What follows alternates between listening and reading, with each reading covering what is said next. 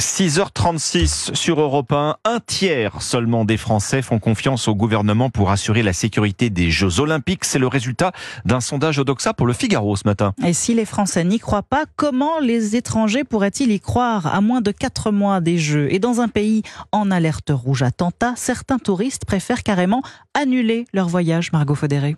Cet été, 1,5 million de touristes étrangers sont attendus pour les Jeux Olympiques et Paralympiques de Paris, dont beaucoup d'Américains. C'est le cœur de clientèle de Laurent Demeure, président d'un réseau mondial d'immobilier de luxe.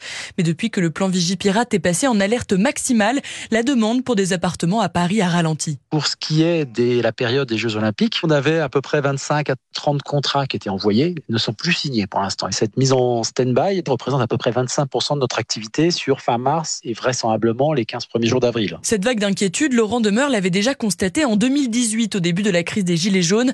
Un effet de crispation assez classique, estime Jean-François Rial, PDG du groupe Voyageurs du Monde et membre du conseil d'administration de l'Office du tourisme de Paris. C'est un phénomène qui touche plus certains types de clientèle, un peu plus angoissés. Mais en réalité, il n'y a pas vraiment lieu de s'inquiéter. Il y aura lieu de s'inquiéter si, d'ici les JO, il y a des attentats en France, ailleurs en Europe. En 2015, après les attentats du 13 novembre, les réservations avaient chuté de 30 à 40% dans les hôtels et restaurants parisiens. Margot Faudéré du service économie d'Europe 1. Un mot de football avec ce soir la demi-finale de la Coupe de France. Lyon affronte Valenciennes avant le choc demain PSG Rennes. Merci Fanny.